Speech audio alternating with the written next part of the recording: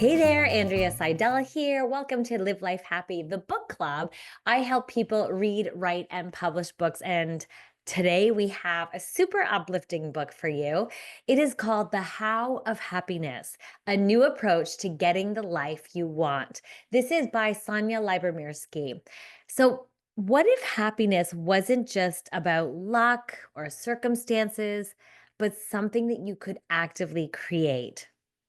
That's exactly what Sonja Lyubomirsky reveals in this book, The How of Happiness. It's like the how of how we can create happiness in our life. And that is what this whole book is about. It's science-backed strategies to help increase our well-being and build lasting joy. So if you're looking to live life happy in a sustainable, research-supportive way, this book is for you. So, Dr. Sonja Lyubomirsky is a leading researcher in the field of positive psychology, and she's a professor at the University of California, Riverside, and she has dedicated her career to studying happiness. So, like what influences happiness, what sustains happiness, and how we can enhance our own happiness. So, she wrote this book, The How of Happiness, basically to share all her findings and to offer us tools that we can use almost instantly, that we can use right away to increase our well being. So, now, of course, these summaries are just like scratching the surface of the amazingness that are in all of these books and all the research and energy that these authors put into their books. So, let's just scratch the surface here of what's inside. Lyubomirsky presents a scientific formula for happiness. And what this does is it opens up our world. And so happiness is 50% genetics, it's 10% life circumstances, and it's 40% intentional activities. So it's like a pie. And so I love looking at it this way because let's face it, this means that while a portion of our happiness is predetermined by our genetics, nearly 40% is within our control, right? 10% life circumstances. We don't have control over that. The other 40% is within our control. And that is amazing news. So this book, what she does is she provides all these evidence-based happiness activities that can make a lasting impact. Those are that 40% intentional activities that we can do, that we can have impact on our level of happiness. And so I love this idea that we have so much more influence than we realize potentially. And so she comes up with 12 evidence-based happiness activities. And so here they are. Here are these 12 evidence-based activities that we can implement right away to increase our happiness, that 40% that we have influence over. So the first thing she talks about is expressing gratitude. Keeping a gratitude journal and acknowledging the good in your life is one of the strategies and the powerful ways that we can influence our happiness. She also talks about cultivating optimism. So this isn't about happyology and pretend everything is good and putting on a brave face and smiling, even though things could be challenging. This is all about reframing challenges and focus on positive possibilities for ourselves. So using that ability to cognitively reframe, retell our story, reframe challenges as opportunities for growth or learning and possibility. So there we have influence over that.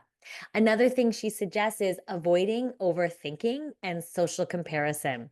I don't know about you, but sometimes you get sucked into that trap of socially comparing yourself, and it just makes us feel go into a negative spiral, right? A negative thought spiral. Sometimes we overthink things or ruminate. So, one of her suggestions, which we have control over, is to avoid overthinking and also to avoid social comparison. Now, I always say, and I can add this little side caveat, I always say social compare for inspiration. Use it as a positive. I always say it's almost like shopping is like, what do you want more of for yourself? Like more of that for me, please. So instead of comparing yourself to look at what you lack, compare yourself for inspiration of what you would love more for yourself. So that's a little strategy on the side. So letting go of negative thought spirals. So whenever you catch yourself going down those negative thought spirals, that's what she's suggesting. And we have control over that. Another thing that science has shown to increase our happiness and what we hit intentional activities that we can do is practicing acts of kindness. So when we help others, it actually boosts our feel good hormones and it boosts both their happiness as well as ours. And it has this upward spiral of positivity, and we have control over that.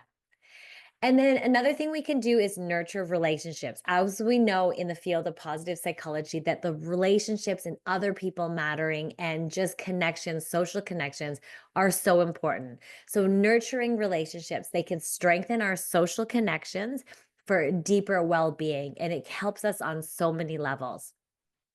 Another thing she talks about is developing strategies for coping. So, life is going to present us with potential distress, with challenges, with setbacks. And so, she really does emphasize this ability to build our resilience and to develop those strategies that can help you with coping. And that's different for everyone, but developing these coping strategies is part of that 40% intentional activities that we can have and work on to improve our happiness.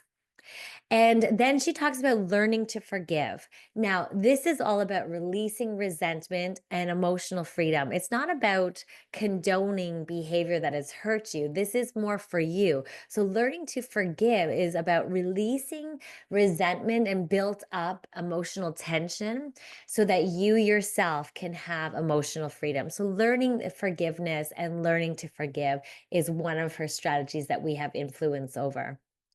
Another thing that I love is this idea of savoring life joys. And one thing then, the analogy of, when you squeeze out an orange and you squeeze out every last bit of juice, that is really what savoring is about. It's so really noticing the good, noticing life's joys all around you, practicing mindfulness and appreciation for the present moment that you're in. We have the ability to increase this. We have the ability to savor those life joys, and that can contribute to our happiness as well. She also talks about committing to your goals. So, setting those meaningful goals for yourself that align with your values. And when we commit to moving forward, we get this sense of accomplishment. And when we're showing up in a way that's aligned with what we value, what brings us joy, and we feel like we're contributing meaningfully to this world, this is a wonderful thing that can contribute to our happiness. And it gives us that nice sense of accomplishment. And it's one of those intentional activities that we can do. Okay, two more. So she talks also about this practicing of spirituality or mindfulness. And so this is the idea of connecting to something greater than ourselves, being present in the moment in the awe of the beauty and the miracles that are all around us. A spiritual practice, really, really important part of our intentional activities that can contribute to our happiness and our well-being and part of the how of happiness. And then the final one that she talks about is taking care of your body. Now, this is essential. So, this is your exercise, your sleep, your nutrition. They all play such a crucial role in our happiness. And those are all the 12 things. These are 12 happiness activities, the how, so to speak, of happiness. And they're all backed by evidence based happiness strategies. And it contributes to that 40% of the pie that is within our control. And that's good news. We can apply all this. So, how are we going to apply these lessons? What's one of the easiest and most effective ways that you can apply the how of happiness through any of these strategies? What stands out for you?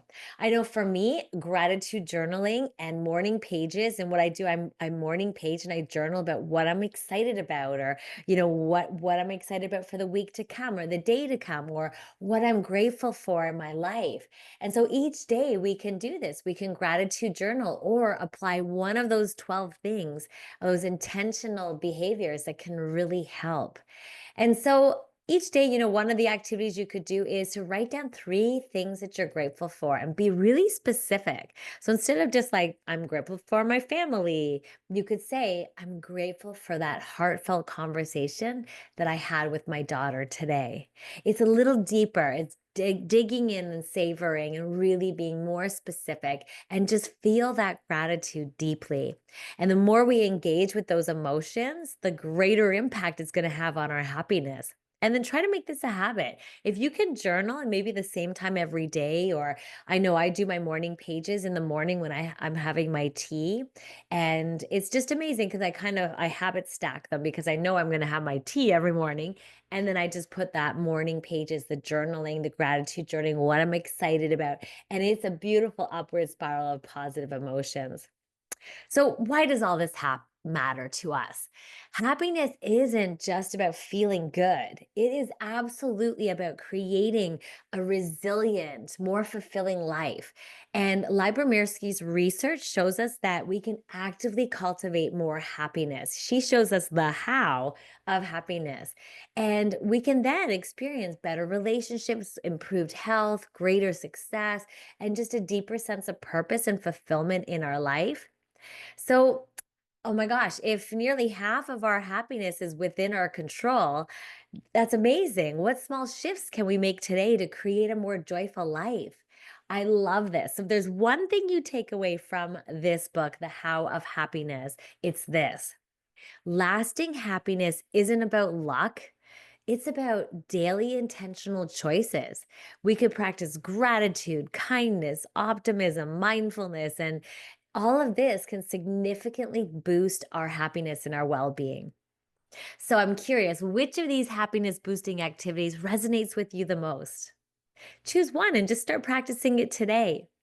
I hope this was helpful. That's it for now, helping you live life happy. I'm Andrea Seydel, and see you next time for another amazing book discovery. Happy reading.